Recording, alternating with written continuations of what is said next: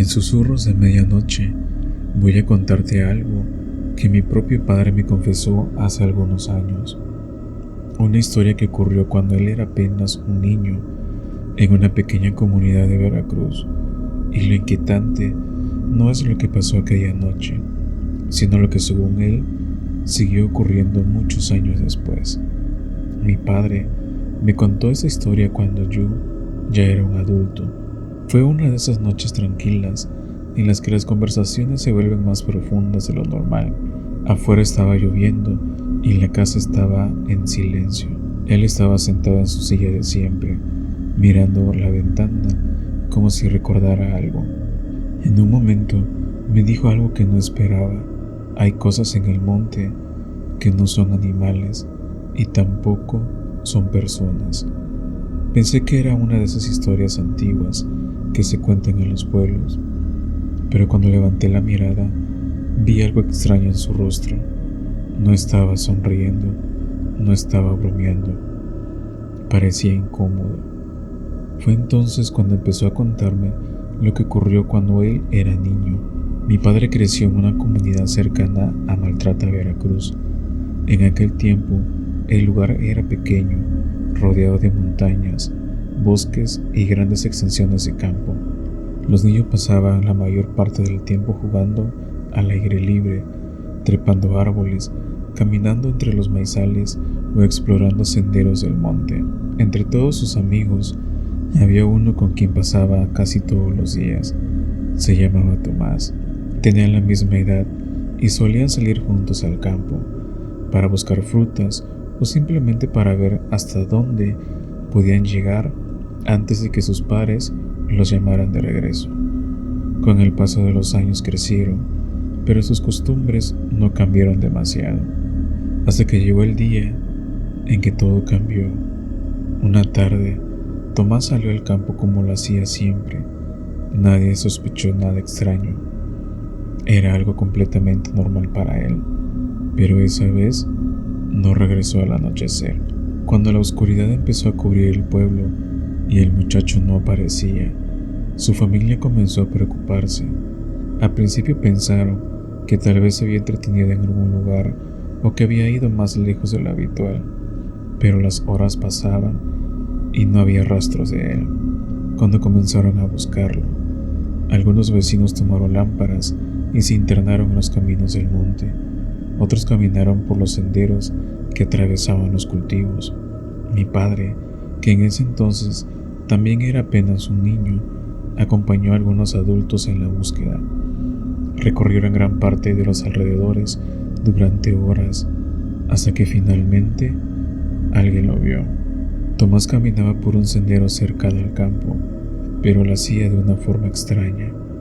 No parecía saber hacia dónde iba. Avanzaba lento, tambaleándose, como si estuviera completamente desorientado. Cuando se acercaron a él, notaron algo que los dejó helados.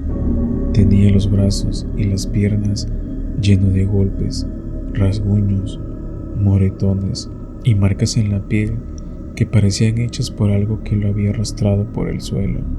De inmediato lo llevaron a su casa. Su madre estaba desesperada y mientras le limpiaban las heridas, todos le preguntaban qué había pasado. Al principio, Tomás no respondía. Parecía confundido, pero después de un rato, cuando logró tranquilizarse un poco, empezó a contar lo que recordaba. Y lo que dijo dejó a todos en silencio. Explicó que mientras caminaba por el campo, vio algo extraño en uno de los árboles. Había una moneda incrustada en el tronco. No estaba tirada en el suelo, ni clavada con un cuchillo. Parecía literalmente hundido dentro de la madera. Curioso, decidió sacarla. Le costó un poco, pero finalmente logró desprenderla.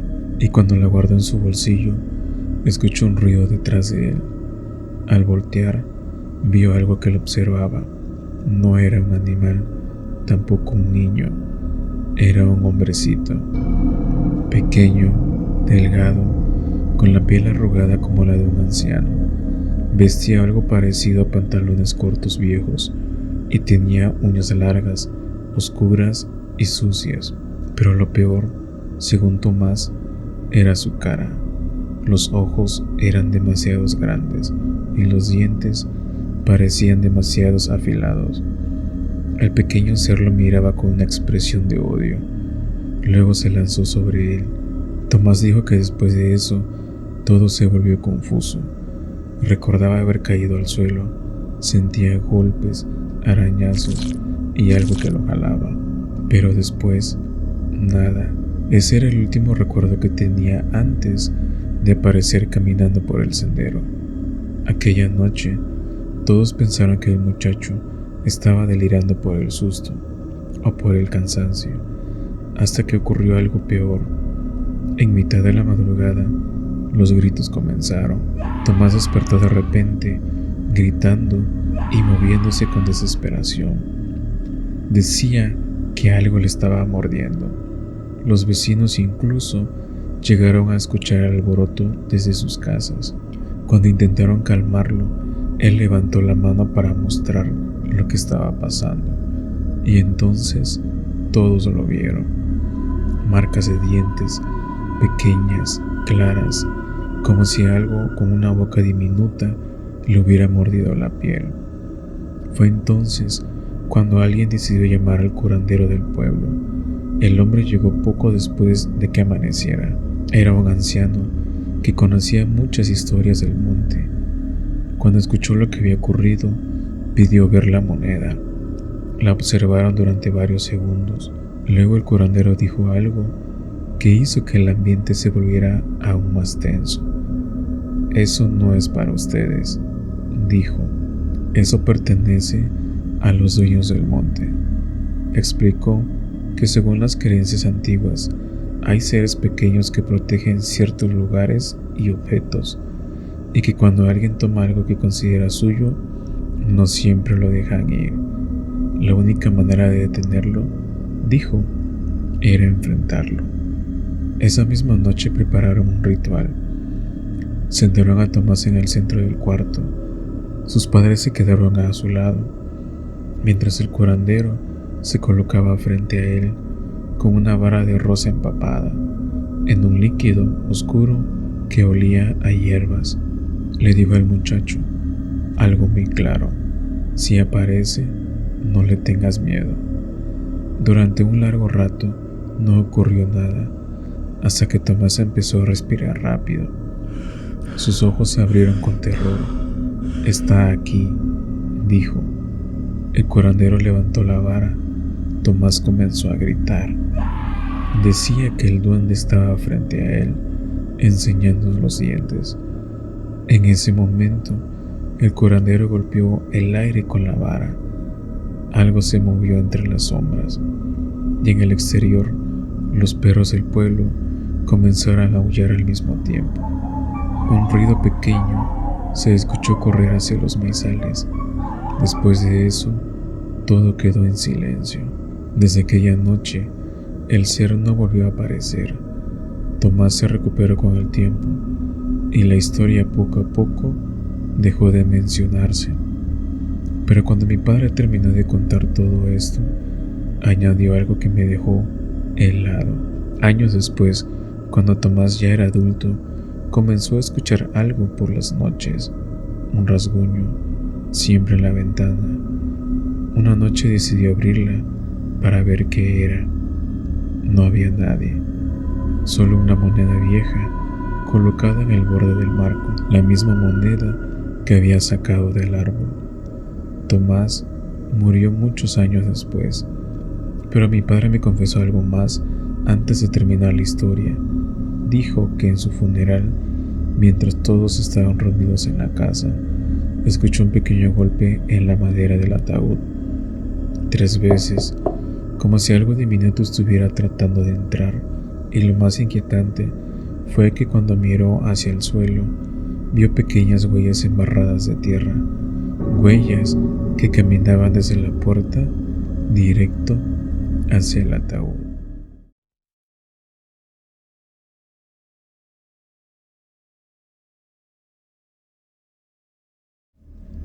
Hay carreteras en las que si manejas a ciertas horas no siempre eres el único. Te doy la bienvenida a Susurros de Medianoche, y lo que estás a punto de escuchar le ocurrió a alguien de mi propia familia en una carretera de Chiapas, donde hasta el día de hoy muchos prefieren no manejar después de las 2 de la madrugada.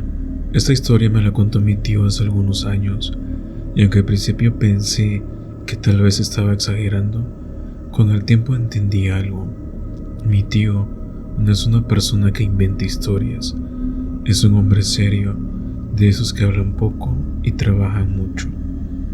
No bebe, no es supersticioso y tampoco le gusta llamar la atención. Por eso, cuando lo vi pálido aquella noche, contando lo que había visto, supe que algo realmente lo había asustado. Somos de Chiapas, una zona donde la vegetación lo cubre todo, bosques densos, caminos que atraviesan montañas y carreteras que de noche se sienten completamente aisladas del mundo. En muchas de esas carreteras, cuando cae la madrugada, el silencio se vuelve tan profundo que el simple sonido del motor del carro parece demasiado fuerte. Mi tío regresaba de trabajar, eran aproximadamente las 2 de la madrugada. La carretera estaba completamente vacía. Él manejaba solo, con la radio apagada, porque ya estaba cansado del ruido del día. El único sonido era el motor del vehículo y el leve roce de las llantas contra el asfalto húmedo. Faltaban unos minutos para llegar a un punto muy conocido de la zona, un pequeño puente al que todos lo llaman Puente Jabalí. No es un puente grande ni particularmente importante, pero quienes conocen esa carretera saben que justo antes de llegar a él hay una curva cerrada rodeada de árboles muy altos. Durante el día no parece nada especial, pero de noche la oscuridad entre los árboles es tan densa que los faros del auto apenas logran iluminarla. Mi tío siempre reducía la velocidad en esa curva, no solo por precaución, sino porque muchas veces animales del monte cruzaban la carretera, jabalíes, venados, incluso perros que se escapaban de ranchos cercanos. Aquella madrugada hizo lo mismo, bajó la velocidad y tomó la curva lentamente. Fue entonces cuando de repente vio algo. Al principio pensó que era un animal grande que salía de entre los árboles. Algo oscuro apareció en la orilla de la carretera, justo donde el bosque terminaba y comenzaba el asfalto. Los faros del auto lo iluminaron apenas por un segundo, y fue suficiente para que mi tío sintiera algo extraño, porque aquello no caminaba como un animal. Mi tío siguió avanzando unos metros más, intentando entender lo que acababa de ver. Pensó que tal vez había sido un venado o algún perro grande. Pero cuando el coche terminó de salir de la curva y quedó alineado con el tramo recto de la carretera, volvió a mirar el lado donde estaba esa cosa, y entonces lo vio claramente. Aquello estaba parado al borde del camino. No tenía 4 patas, estaba erguido. Mi tío me dijo que por un momento su mente intentó convencerlo de que se trataba de una persona, pero algo no encajaba. Las piernas no eran piernas humanas, eran delgadas, dobladas hacia atrás como las de una cabra. El torso era humanoide, pero cubierto de algo que parecía pelo oscuro, y la cabeza tenía algo que sobresalía, 2 formas curvas, como cuernos. Mi tío frenó un poco más, intentando procesar lo que estaba viendo. Durante unos segundos pensó que el cansancio lo estaba haciendo imaginar cosas, así que hizo algo extraño. Abrió y cerró los ojos varias veces mientras seguía avanzando lentamente, pero cuando volvió a mirar, la cosa seguía ahí, inmóvil, mirándolo. Mi tío me dijo que lo peor no fue su forma, lo peor fue la postura. Aquella criatura no estaba confundida ni asustada como lo estaría un animal atrapado por las luces de un coche. Parecía esperando. Sus ojos reflejaron la luz de los faros, no como los de un animal, sino con un brillo raro, demasiado alto para estar donde deberían estar los ojos de una cabra. Fue entonces cuando el miedo lo golpeó de verdad. Sintió un escalofrío recorrer la espalda y un nudo formarse en el estómago. Aceleró un poco, intentando pasar rápido por ese tramo, pero justo cuando el coche estaba a punto de dejar aquella cosa atrás, la criatura giró la cabeza y lo siguió con la mirada. Mi tío dice que en ese momento vio algo que nunca olvidará: la boca, una sonrisa torcida, demasiado amplia para algo que no era humano.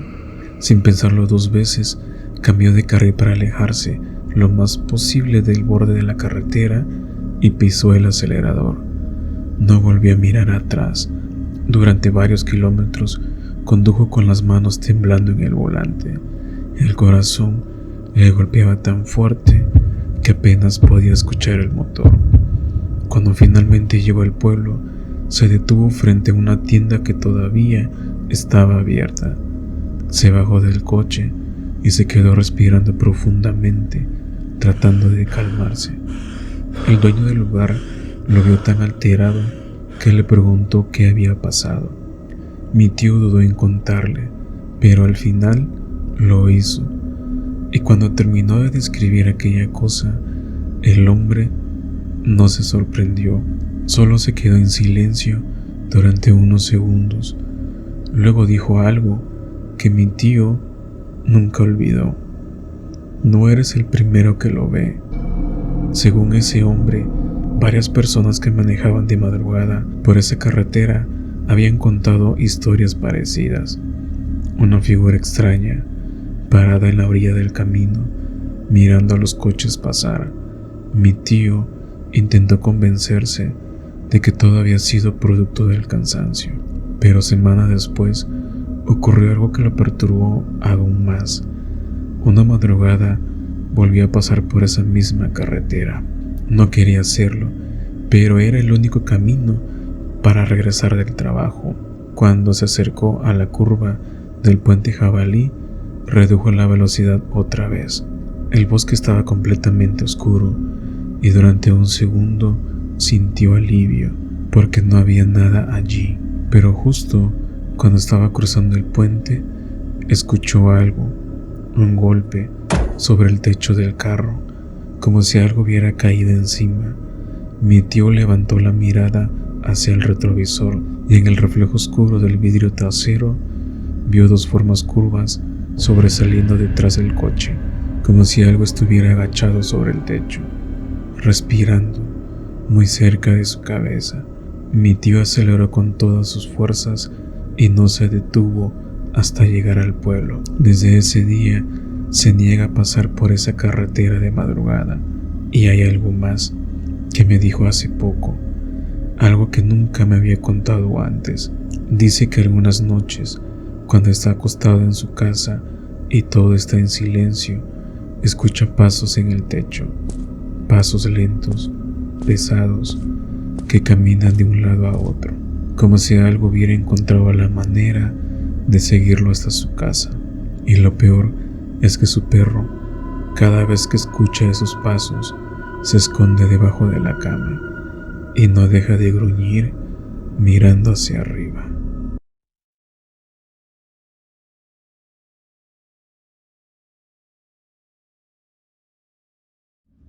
Esta noche no voy a pedirte que apagues la luz, voy a pedirte algo más difícil.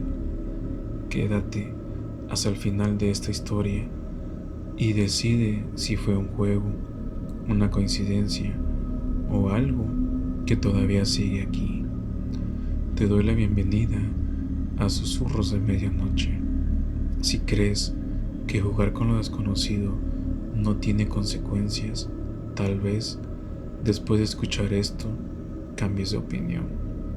porque lo que ocurrió esa noche no terminó cuando guardamos la tabla. Todo pasó una tarde de sábado. Mi mejor amiga vino a casa para una pijamada.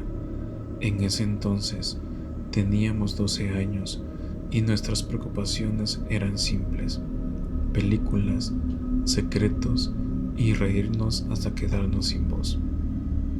Cayó la noche y en medio de bromas le pregunté si alguna vez había jugado con la ouija. Se quedó en silencio y me dijo que no. Yo tampoco, pero sabía que mi hermano tenía una guardada. La había visto meses atrás, escondida en el fondo de su closet, envuelta en una sudadera vieja. No sé qué me impulsó a proponerlo. Tal vez curiosidad, tal vez una tontería. Me escabullí a su habitación mientras él no estaba.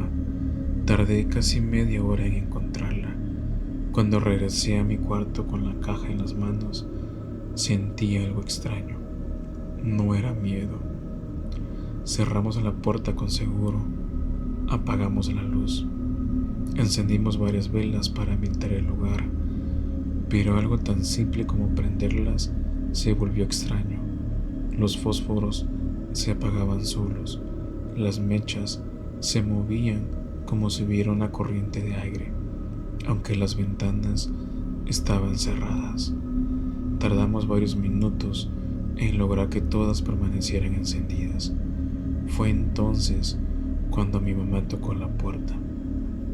¿Todo bien?, preguntó desde el pasillo. Su voz sonaba inquieta. Le respondí que sí. Hubo un silencio breve. Luego escuché sus pasos alejarse. Mi amiga y yo nos sentamos frente a la tabla. Colocamos los dedos sobre el indicador. Preguntamos si había alguien con nosotras. Nada. Repetimos la pregunta.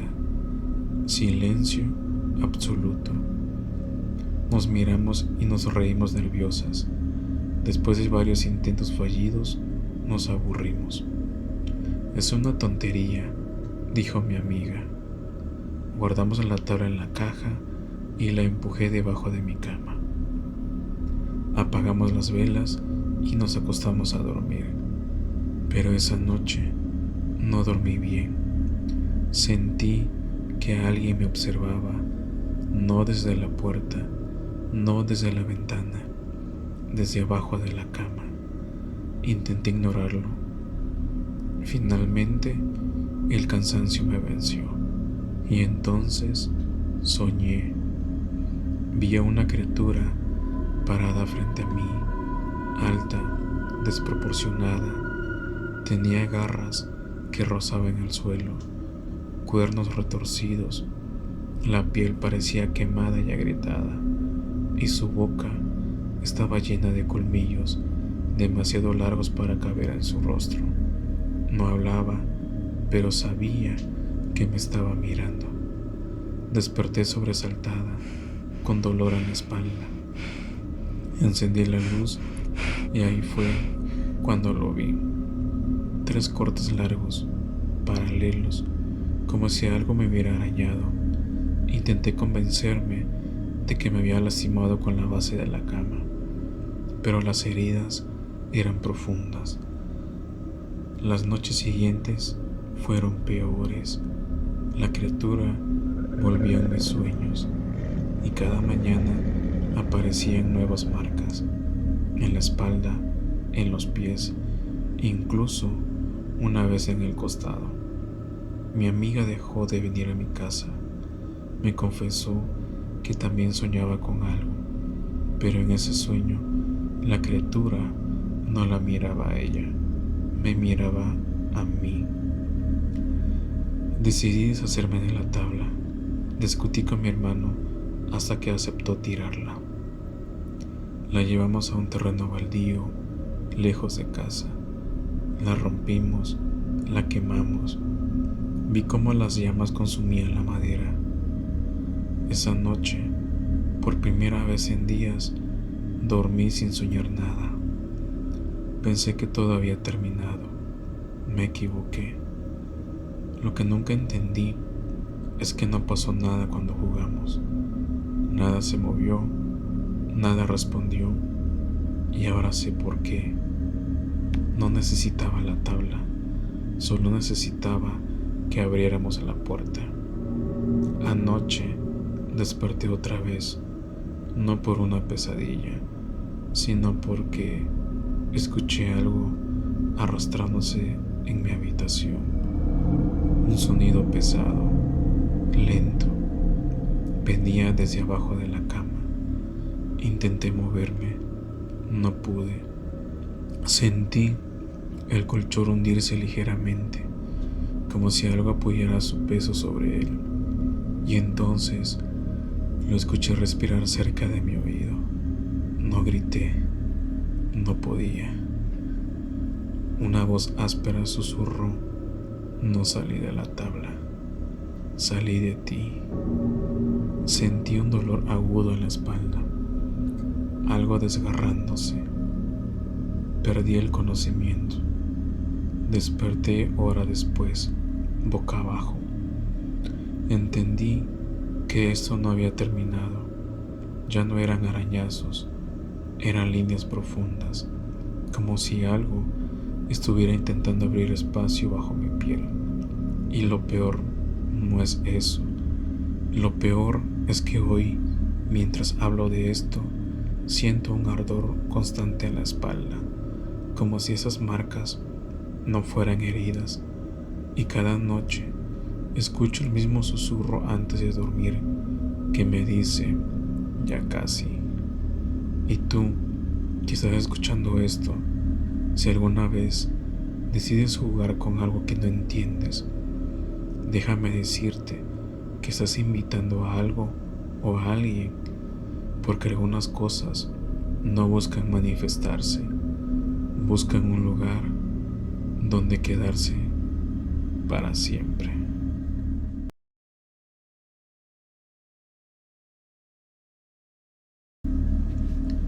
Bienvenidos a Susurros de Medianoche.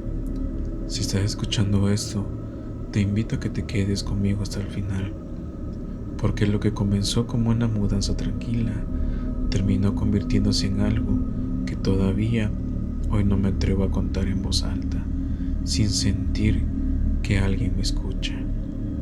Acomódate, baja la luz y presta atención, porque esta historia no trata solo de una casa, trata de lo que una casa puede reclamar. Hace unos meses, mi esposo y yo nos mudamos con nuestro hijo de 5 años a una casa antigua, en las afueras de la ciudad. Era grande, de techos altos, con pisos de madera que crujían incluso cuando nadie caminaba sobre ellos. Nos encantó desde el primer momento, pero esa casa tenía historia, o al menos eso fue lo que me dijeron, y tenían razón. La primera semana fue completamente normal. Nuestro hijo estaba emocionado con su nueva habitación, que quedaba al final del pasillo, la más amplia de la casa. Todo iba bien, hasta que una noche lo escuché hablar. Eran casi las 2 de la madrugada cuando me despertó un murmullo suave a través del monitor. Pensé que estaba soñando, pero no. Mi hijo estaba conversando con alguien. Me levanté y caminé hasta su habitación. La puerta estaba entreabierta. La luz del pasillo iluminaba parcialmente el interior. Él estaba sentado en la cama, mirando hacia la esquina más oscura del cuarto. ¿Con quién hablas?, le pregunté con voz tranquila. Sonrió, me señaló el rincón y me dijo: con la niña que vivía aquí antes. En ese momento sentí un pequeño nudo.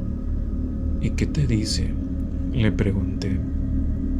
y me respondió que no entiende por qué estamos en su casa. La verdad, no supe qué responder.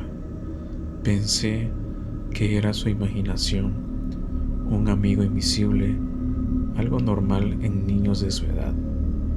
Al día siguiente, estaba dibujando en la cocina cuando vino corriendo a enseñarme su dibujo. Era una niña de cabello largo, vestido antiguo, pero su rostro estaba completamente negro, como si hubiera sido quemado. Esa misma tarde, una vecina vino a darnos la bienvenida. Era una mujer mayor, y cuando vio el dibujo, su sonrisa desapareció. Se quedó mirándolo fijamente y dijo: en esa habitación, ahí murió una niña hace años, un incendio. Nadie sabe cómo empezó. Sentí como un escalofrío recorrió todo mi cuerpo. Esa noche casi no dormí y las conversaciones continuaron. Cada madrugada los escuchábamos hablar, reír, susurrar, siempre hacia la misma esquina. Comenzó a decir que su amiga tenía frío, que nadie la veía, que estaba triste. Una noche, mi esposo se despertó sobresaltado y me preguntó: ¿hueles eso? El olor a quemado era inconfundible. Corrimos hacia la habitación. Las sábanas estaban envueltas en llamas. El fuego avanzaba rápido. Mi esposo tomó el extintor y logró sofocarlo antes de que se extendiera. El cuarto quedó cubierto de humo y nuestro hijo estaba de pie, inmóvil, con una caja de fósforos en la mano. Sus ojos no estaban llorosos, no parecía asustado. ¿Qué hiciste?, le grité temblando. Su voz salió baja, casi sin emoción. Mi amiga dijo que era parte del juego. En ese momento sentí un terror que no puedo describir. Desde esa noche lo llevamos a dormir con nosotros. Pero algo cambió. Dejó de hablar de su amiga. 2 meses después, decidimos irnos. No queríamos arriesgarnos. Nos mudamos a otra ciudad, otra casa, otro comienzo. Pensé que todo había terminado, pero hace 3 noches me desperté porque sentí calor. El aire era espeso, denso. Abrí los ojos. La habitación estaba iluminada por un resplandor anaranjado. El humo comenzaba a llenar el techo. Me levanté de golpe. Las cortinas estaban ardiendo. Desperté a mi esposo. Corrimos hacia el cuarto de nuestro hijo, pero la puerta estaba cerrada con llave desde adentro. Golpeamos desesperados, pero mi hijo no respondía. El humo se filtraba por debajo de la puerta. Al final logramos entrar. El cuarto estaba envuelto en llamas, pero él no estaba en la cama. Estaba de pie en la esquina, mirando hacia la pared. El fuego no lo tocaba, no lo rodeaba, lo evitaba. «Sal de ahí», grité. Giró lentamente la cabeza y lo que vi no era mi hijo. Su piel estaba agrietada como madera quemada, sus ojos eran oscuros y su voz no era infantil, era doble, como si 2 gargantas hablaran al mismo tiempo. Las llamas se elevaron violentamente. Sentí que algo me empujaba hacia atrás. En ese momento, todo se volvió blanco y me desmayé. Desperté en el hospital. Me dijeron que el incendio consumió la casa en minutos, que mi esposo no lo logró, que nuestro hijo no fue encontrado. Probablemente quedó atrapado, pero yo sé la verdad. Anoche, en la habitación del hospital, escuché un murmullo desde la esquina, una voz infantil que me dijo: mamá, ya no estoy solo. Y junto a la ventana, por un segundo, vi la silueta de una niña tomando su mano. Y tú, que en esos momentos me estás escuchando, si alguna vez tu hijo habla con alguien que tú no puedes ver, no asumas que es su imaginación. A veces no buscan hacer daño, a veces solo buscan volver a empezar. Y esta vez no fue ella quien se quedó en la casa, fue mi hijo quien se quedó con ella.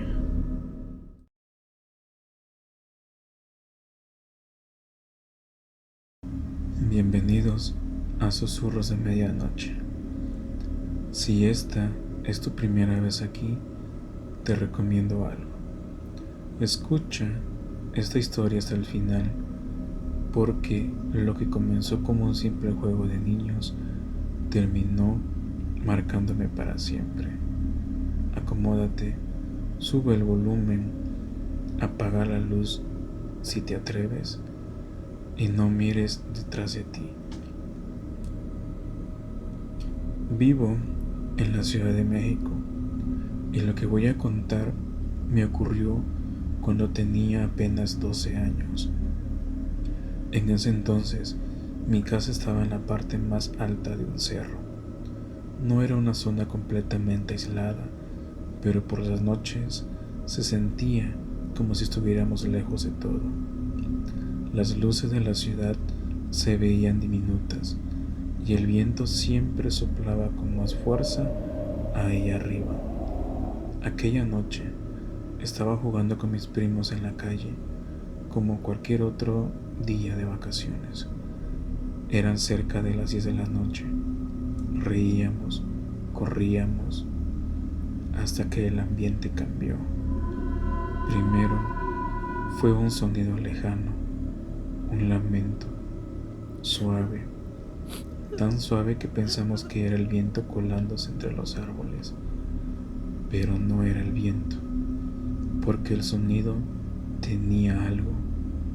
Nos quedamos en silencio. Ahí fue cuando lo escuchamos otra vez. Un llanto largo, arrastrado y desgarrador. Sentí cómo se me erizaba la piel de los brazos. Mis primos se miraron entre sí, nerviosos. Uno de ellos intentó reír, diciendo que seguramente era algún perro. Entonces, el llanto se transformó en un grito tan profundo que parecía salir desde el fondo de la tierra. No venía debajo del cerro, venía de arriba, de la parte más oscura. Nos quedamos paralizados y entonces la vimos. A lo lejos, bajo la luz débil de un poste, apareció la figura de una mujer. Estaba vestida de blanco, pero no era un blanco limpio, era sucio, desgastado. Cubría su cabeza con un velo que apenas dejaba ver su rostro. Caminaba despacio, demasiado despacio. No parecía avanzar, pero cada vez estaba más cerca. El llanto continuaba, pero ahora era más claro, más real y más cerca. Uno de mis primos susurró lo que todos estábamos pensando: es la Llorona.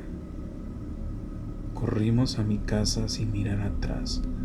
Cerramos la puerta con seguro, apagamos todas las luces, Nos escondimos detrás del sillón, intentando no hacer ruido, pero yo no pude evitarlo. Me acerqué lentamente a la ventana y miré. La mujer ya no estaba en la calle, estaba frente a mi casa, inmóvil, con la cabeza inclinada hacia la puerta. En ese momento el llanto cesó. No sabía qué era peor, si el llanto o el silencio. Entonces levantó lentamente el rostro. Retrocedí conteniendo un grito. Escuchamos un golpe suave en la puerta, luego 3 veces, lento, hueco. Mi tía comenzó a rezar en voz baja. Mis primos lloraban en silencio. Yo no podía moverme. En ese momento, la manija de la puerta comenzó a girar, muy despacio. El metal vibraba, pero la puerta estaba cerrada con llave. De pronto, todo se detuvo. La manija dejó de moverse. No se escuchaba nada. Pasaron minutos, quizás más, hasta que el silencio volvió por completo. Nos asomamos nuevamente. La calle estaba vacía. Esa noche nadie durmió, pero lo peor no fue eso. Lo peor vino después.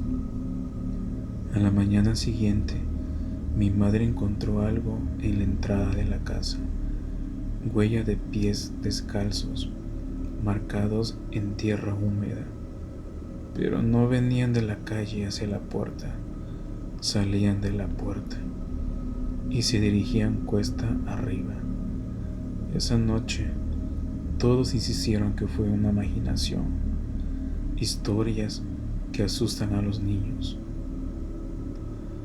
Pasaron los años, crecí, dejé de vivir en ese cerro, pero nunca olvidé ese momento. Hace 2 semanas regresé a visitar a mi madre.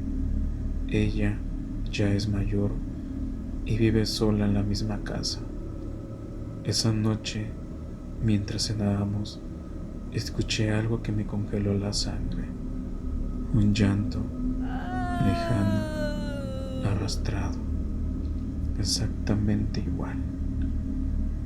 Mi madre no reaccionó. Le pregunté si lo escuchaba. Me miró confundida. El llanto se volvió un grito. Me levanté de golpe, corrí a la ventana y la vi en la misma calle, más cerca que aquella vez. Pero ya no llevaba velo. Su rostro era visible y tenía ojos, y esos ojos eran los míos.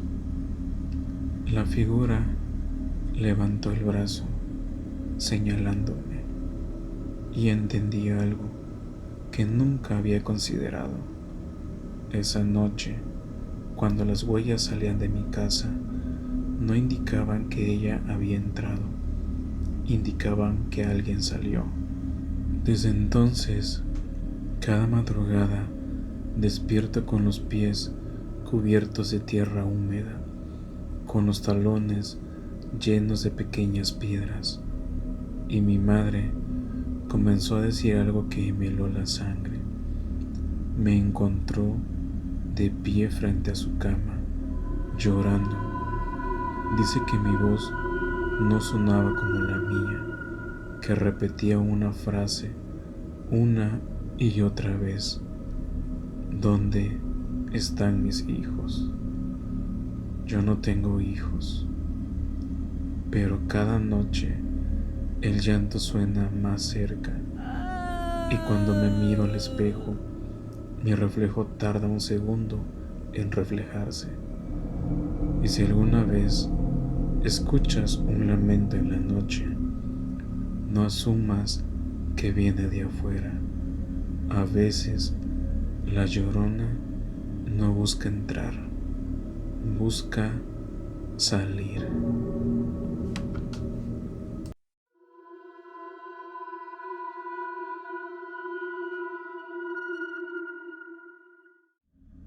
Hace 4 años trabajaba en el tercer turno de la morgue del Hospital General.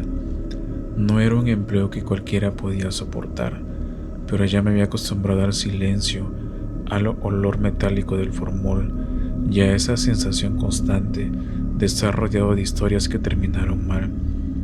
Aquella tarde llovió sin tregua, el cielo se oscureció desde temprano y cuando salí rumbo al trabajo, el frío ya se había metido en los huesos. A mitad del trayecto, el transporte en el que iba comenzó a fallar, hasta detenerse por completo. El conductor nos pidió bajar. El hospital estaba a unos 20 minutos caminando. Decidí seguir a pie. Las calles estaban vacías, el pavimento brillaba húmedo bajo las luces, el aire se sentía pesado, denso, como si algo estuviera a punto de ocurrir. No escuché pasos, no escuché que alguien se acercara, simplemente, de pronto, alguien estaba caminando a mi lado. «Buenas noches», dijo con una sonrisa suave. Giré la cabeza sobresaltado, pero intenté disimularlo. Era una mujer joven, vestida con una blusa blanca. El cabello oscuro le caía desordenado sobre los hombros. «Buenas noches», le respondí. «¿Va hacia el hospital?», me preguntó. «Sí». «¿Trabaja allí?». «Sí, en el turno nocturno». Hubo un pequeño silencio. La lluvia comenzaba a caer otra vez. «Yo también necesito llegar», me dijo, pero no sabía cómo. Su tono me pareció extraño. No era de preocupación, era casi de alivio. Le pregunté si iba a visitar a alguien. Dudó unos segundos antes de contestar. «Tengo que ver a alguien antes de poder descansar». No supe qué responder.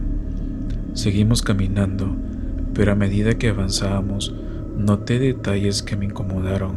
Estaba demasiado delgada, sus pómulos marcados, sus labios casi sin color. Su piel tenía un tono pálido que no era normal, ni siquiera con el frío. Y entonces lo noté. No escuchaba sus pasos sobre el agua. Miré al suelo disimuladamente. Yo dejaba huellas húmedas en el pavimento.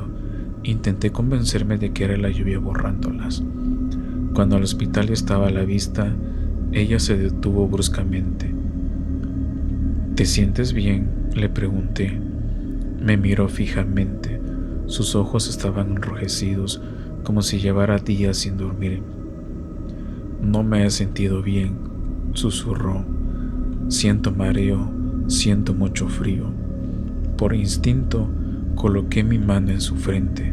Estaba helada, no fría por el clima, helada como el metal. Retiré la mano de inmediato, intentando no mostrar el escalofrío que me recorrió el cuerpo. «Deberías entrar y pedir ayuda. No te ves bien». Ella sonrió, una sonrisa demasiado amplia. «Gracias a ti pude llegar. Ya me siento tranquila. Pronto veré a la persona que quiero y entonces podré descansar». El hospital estaba a unos metros.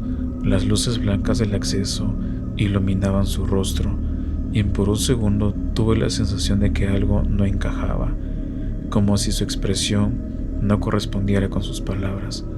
«Entra conmigo», insistí.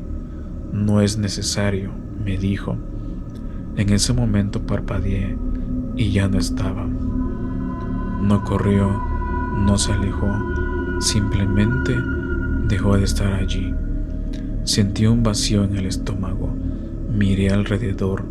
La calle estaba desierta, solo la lluvia cayendo. Convencido de que el cansancio me estaba jugando una mala pasada, entré al hospital.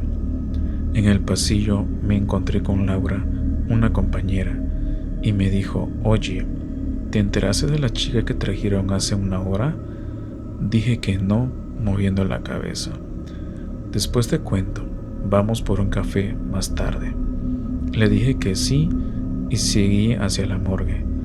El sonido de la puerta metálica al cerrarse siempre me había resultado incómodo, pero esa noche fue peor. Encendí las luces. Habían 3 cuerpos programados para ingreso. Tomé la tabla con los registros, me acerqué a la segunda camilla y en ese momento sentí cómo se me helaba la sangre. La blusa blanca, el cabello oscuro, la misma delgadez, la misma piel pálida. Era ella, la mujer con la que había caminado. Retrocedí un paso, aturdido. Me obligué a revisar la fecha, hora estimada de muerte, 8:40 p.m. Miré mi reloj. Yo había empezado a caminar a las 9:05 p.m. No podía ser, no debía ser. Me acerqué lentamente al cuerpo, buscando alguna explicación lógica. Tal vez el parecido era extremo. Tal vez mi mente me estaba conectando con cosas que no eran. Entonces lo vi. Su mano derecha estaba ligeramente cerrada, como si sujetara algo. Con dificultad abrí sus dedos rígidos. Dentro había un pequeño pedazo de tela. Era de mi abrigo, el mismo material oscuro que llevaba puesto. Y en ese instante comprendí algo que me heló el alma. Yo no la había ayudado a llegar al hospital. Ella me había estado guiando, porque en la esquina donde el transporte se averió hubo un accidente minutos después. Un conductor perdió el control por la lluvia, atropelló a un hombre que caminaba distraído. Laura entró corriendo a la morgue en ese momento. «Necesitan espacio. Acaban de traer otro cuerpo del accidente en la avenida central». Sentí que las piernas me fallaban. «¿De qué accidente?», pregunté con voz apenas audible. «El de hace una hora. Un hombre que iba caminando bajo la lluvia. No traía identificación». Escuché cómo empujaban otra camilla hacia adentro. No quise mirar, pero lo hice. Y ahí estaba yo, mi abrigo rasgado, mi rostro pálido, los ojos abiertos. Entonces entendí por qué ella había dicho que por fin podía descansar. No vino a ver a alguien, vino por mí. Y lo peor es que aún recuerdo claramente la sensación de frío en su frente, porque esa fue la última cosa que sentí antes de morir.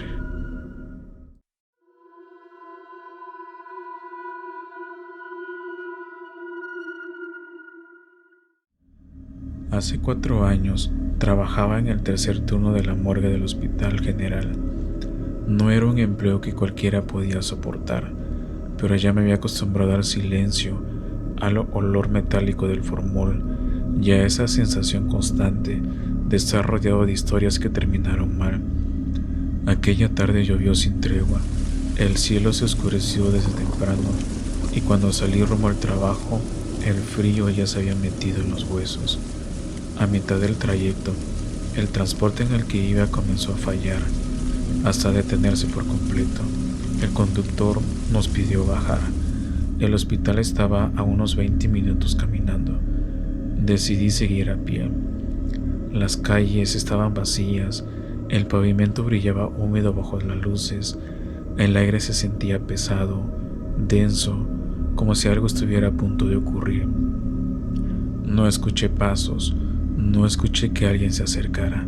Simplemente, de pronto, alguien estaba caminando a mi lado. «Buenas noches», dijo con una sonrisa suave. Giré la cabeza sobresaltado, pero intenté disimularlo.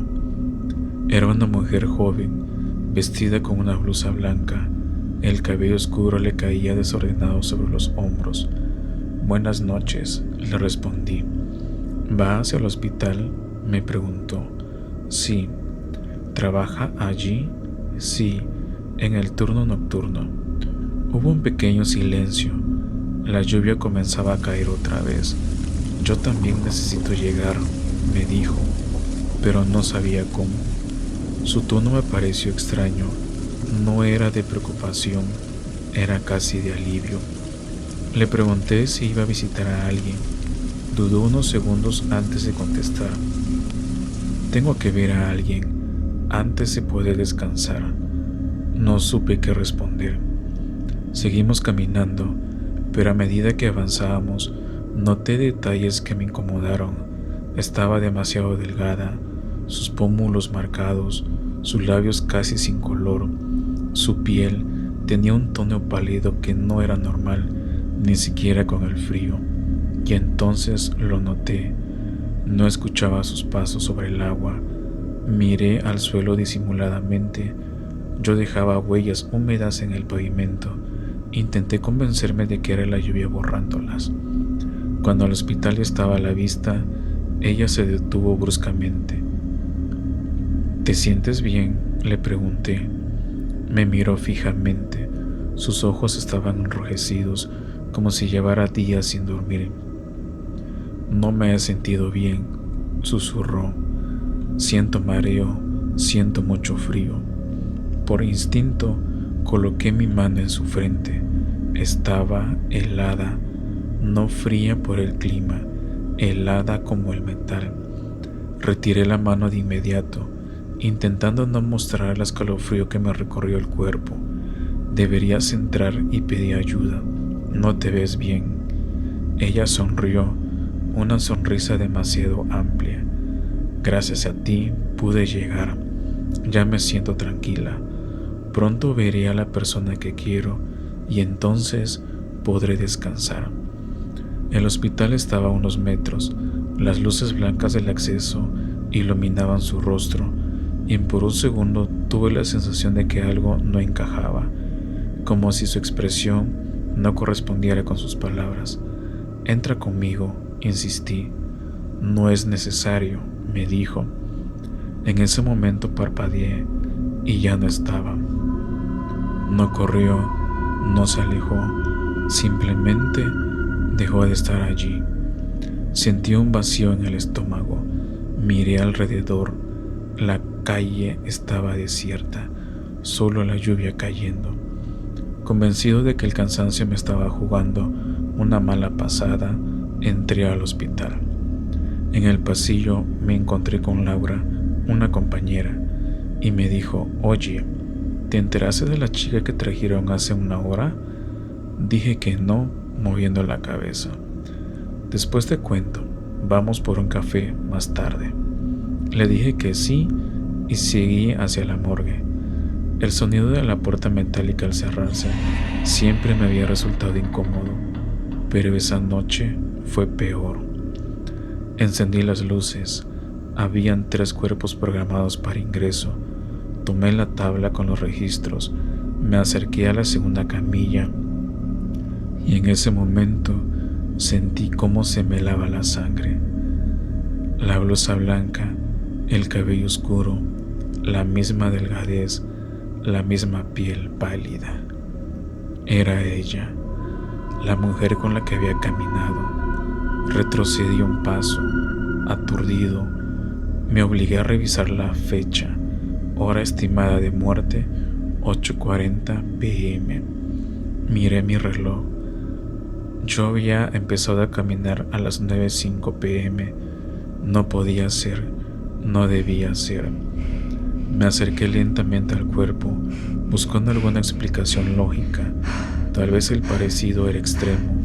Tal vez mi mente me estaba conectando con cosas que no eran. Entonces lo vi. Su mano derecha estaba ligeramente cerrada, como si sujetara algo.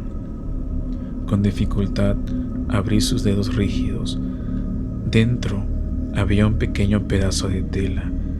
Era de mi abrigo, el mismo material oscuro que llevaba puesto. Y en ese instante comprendí algo que me heló el alma. Yo no la había ayudado a llegar al hospital. Ella me había estado guiando, porque en la esquina donde el transporte se averió hubo un accidente minutos después. Un conductor perdió el control por la lluvia, atropelló a un hombre que caminaba distraído. Laura entró corriendo a la morgue en ese momento. Necesitan espacio. Acaban de traer otro cuerpo del accidente en la avenida central. Sentí que las piernas me fallaban. ¿De qué accidente?, pregunté con voz apenas audible. El de hace una hora. Un hombre que iba caminando bajo la lluvia. No traía identificación. Escuché cómo empujaban otra camilla hacia adentro. No quise mirar, pero lo hice. Y ahí estaba yo, mi abrigo rasgado, mi rostro pálido, los ojos abiertos. Entonces entendí por qué ella había dicho que por fin podía descansar. No vino a ver a alguien, vino por mí. Y lo peor es que aún recuerdo claramente la sensación de frío en su frente, porque esa fue la última cosa que sentí antes de morir.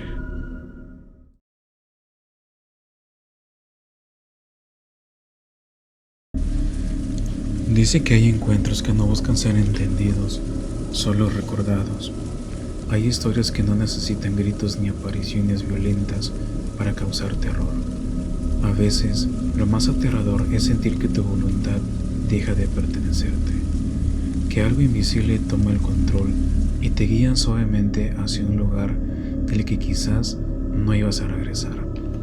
Esta historia no me pasó a mí, me la contó un tío, un hombre que hoy ronda los 50 años y que, incluso ahora, baja la voz cuando lo recuerda.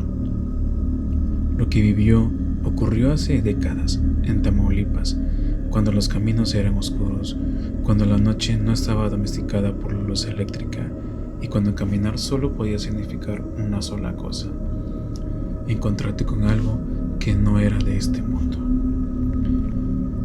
Mi tío era apenas un muchacho. Tenía entre 14 y 18 años, no lo recuerda muy bien, pero sí recuerda perfectamente aquella noche. Había ido al pueblo y regresaba tarde, demasiado tarde. En esa época no había alumbrado en las calles, la oscuridad era absoluta, la única luz disponible era la de la luna cuando decidía mostrarse. Para cortar camino, caminaba por las vías del tren, un sendero largo, directo y silencioso, donde solo se escuchan sus pasos y el leve crujir de las piedras bajo sus botas. No había viento, no había insectos, no había perros ladrando a lo lejos, solo silencio. Mi tío sabía que estaba cerca de llegar a su casa. Pronto encontraría una intersección muy particular. Si giraba a la izquierda, llegaría a su hogar. Si seguía de frente y bajaba a la derecha, el camino conducía directamente al río. Un río del que todos hablan en voz baja, un río oscuro, profundo, donde decían que más de una persona había desaparecido.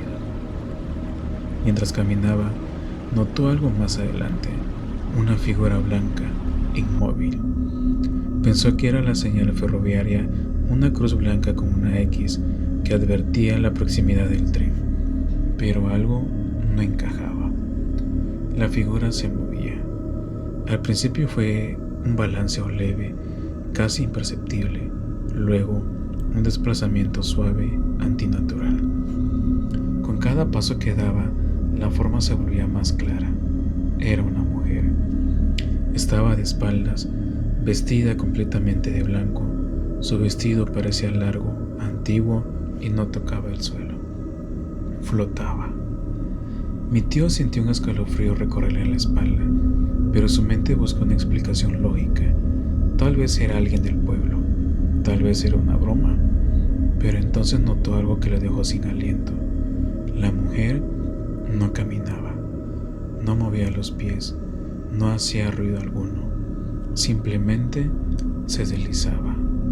Aún así, no sintió miedo, sintió algo peor, una calma extraña, pesada y envolvente, como si su cuerpo siguiera avanzando sin pedir permiso. Cuando llegó a la intersección, la mujer giró lentamente. Se dirigía hacia el río, y sin darse cuenta, mi tío la estaba siguiendo. No pensó, no dudó, no se cuestionó nada, solo avanzó. Cada paso la alejaba de su casa y lo acercaba al borde del río. El aire comenzó a sentirse más frío, la oscuridad más densa, el silencio cada vez más opresivo. En su mente, una parte gritaba que algo estaba mal, pero su cuerpo no respondía. La mujer iba un poco más rápido, como si supiera que él iba detrás de ella. Fue entonces cuando ocurrió algo que, hasta hoy, mi tío no lo puede explicar. Justo cuando llegó al borde del río, pudo escuchar un murmullo profundo. Él despertó, como si alguien hubiera roto un hechizo. El miedo lo golpeó, un terror profundo, paralizante. Miró al frente y la mujer ya no estaba.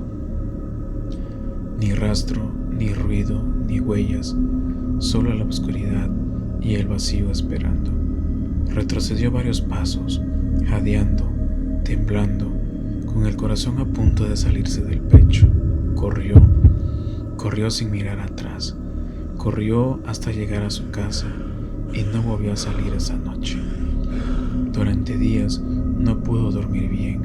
Durante semanas evitó ese camino y durante años se preguntó qué habría pasado si no hubiese despertado a tiempo.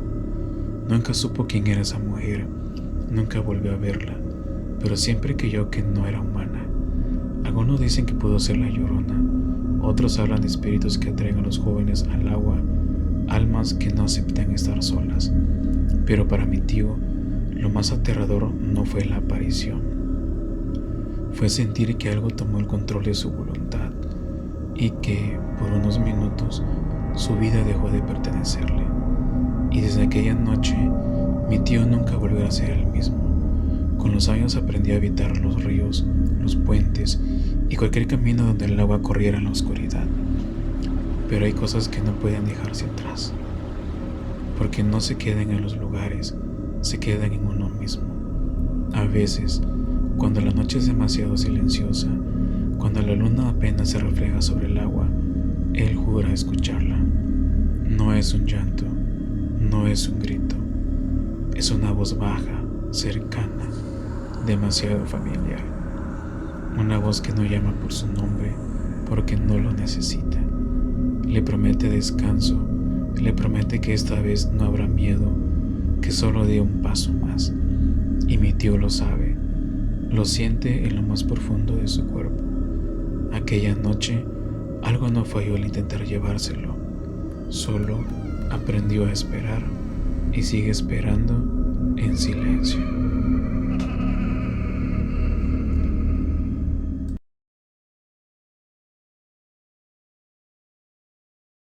La noche en que todo ocurrió, la lluvia no dio tregua ni un solo segundo. No era un aguacero normal. Era de esos que parecen querer borrar la ciudad del mapa, como si algo intentara lavar lo que no debería existir. El agua golpeaba los ventanales del hospital con tanta fuerza que, por momentos, parecía que alguien estuviera llamando desde afuera. Yo estaba de turno en la morgue. Mi nombre es Ana, soy patóloga, y aunque muchos creen que uno se acostumbra a trabajar rodeado de cadáveres, la verdad es que nunca terminas de hacerlo. Solo aprendes a fingir que el silencio no pesa, que el frío no cala más allá de los huesos, y que la oscuridad no te observa de regreso. Aquella noche estaba sola. La tormenta había colapsado varias calles y no contestaba el teléfono. Así que no tuve opción, debía hacer todo yo. Autopsias, informes, registros y guardar los cuerpos hasta la mañana siguiente. La morgue estaba en penumbra, iluminada apenas por las luces blancas de la sala de autopsias. El resto del lugar permanecía en sombras. Cada pasillo parecía más largo de lo normal. Cada esquina, más oscura. Intenté concentrarme en mi trabajo. El cuerpo que tenía frente a mí era el de una niña. No debía tener más de 7 u 8 años. Eso siempre es lo más difícil. Los niños. Hay algo profundamente perturbador en el silencio de un cuerpo tan pequeño. No es natural. No debería ser así. Mientras trabajaba, intentaba no mirar su rostro más de lo necesario. Me enfoqué en los procedimientos, en los datos clínicos, en los instrumentos. Repetía mentalmente cada paso, como si fuera un ritual que me protegiera de pensar demasiado. Fue entonces cuando escuché pasos. Levanté la mirada de golpe. La puerta de la sala se abrió y entró uno de los doctores del hospital. Un hombre mayor, de voz grave y mirada cansada. No solía bajar a la morgue a esas horas, así que su presencia me sorprendió. Sin decir una palabra, dejó algo sobre la mesa de herramientas. Una muñeca de porcelana. Era antigua, con el rostro blanco, los ojos de vidrio y un vestido delicado, ahora manchado por la humedad. No parecía un juguete moderno. Parecía vieja. Demasiado vieja. ¿Por qué deja eso aquí?, le pregunté, sin ocultar mi incomodidad. El doctor me miró fijamente antes de responder. Es la muñeca de la niña, dijo. Su madre pidió que no se la quitáramos. Doctor, es una autopsia. No puede haber objetos personales aquí. Él suspiró, como si ya esperara mi respuesta. La niña se alborota cuando no la tiene cerca. Sentí un escalofrío recorrerme la espalda. ¿Está diciendo que cree que va a levantarse a buscarla?, pregunté, casi burlándome, intentando romper la tensión. Su expresión no cambió. Los muertos no deben ser despojados de lo que les pertenece. Y menos los niños. A veces no entienden que ya no están en este mundo. No supe qué decir. No creía en esas cosas. O al menos, eso pensaba. Pero había algo en su tono, algo que no sonaba a superstición, sino a experiencia.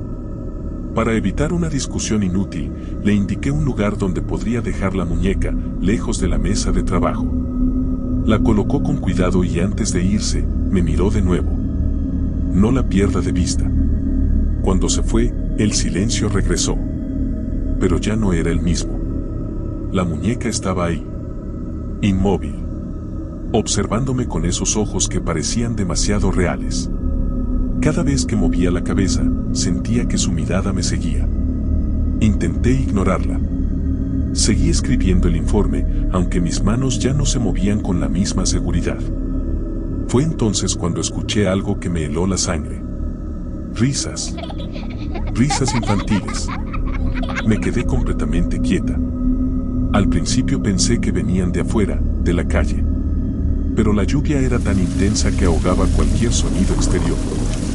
Sin embargo, las risas continuaban. Suaves. Cercanas. Demasiado cercanas. Miré alrededor. La morgue estaba vacía. Traté de convencerme de que era mi imaginación. El cansancio, el estrés, la sugestión por la conversación con el doctor. Pero las risas no se iban. Se escuchaban detrás de mí. Con las manos temblando, terminé el informe lo más rápido que pude. Decidí que lo mejor era devolver la muñeca junto al cuerpo de la niña y terminar con aquello de una vez. La tomé entre mis manos. Estaba fría, pero no como el metal o la porcelana. Era un frío distinto. En ese momento, mi teléfono comenzó a sonar. Casi lo dejé caer del susto. Contesté de inmediato y salí al pasillo para escuchar mejor. La señal era mala. La llamada se cortaba. Yo hablaba, pero no lograba entender bien al otro lado. Y entonces la vi. Desde el pasillo, frente a mis ojos, la niña salió caminando de la sala de autopsias. No corría. No flotaba. Caminaba. Su piel era pálida, sus ojos abiertos, y en su rostro había una expresión que jamás olvidaré. Una ira profunda, silenciosa, imposible para una niña. Mis piernas dejaron de responder. Caí al suelo. Sentí como la muñeca se deslizaba de mis manos. Cerré los ojos. Recé. Supliqué que todo fuera un desmayo, una alucinación. Cuando los abrí, la muñeca ya no estaba. Minutos después, el doctor me encontró en el suelo. Me ayudó a levantarme y me preguntó qué había pasado. Yo apenas podía hablar. Solo repetía una cosa. La muñeca, ¿dónde está la muñeca? Él frunció el ceño y fue a buscarla. Regresó pálido. La niña estaba sentada, con la muñeca firmemente abrazada contra su pecho.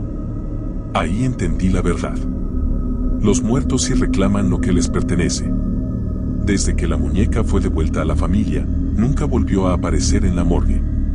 Pero algunas noches, cuando llueve fuerte, juro que escucho risas infantiles en los pasillos. Y nunca vuelvo a mirar una muñeca de la misma forma.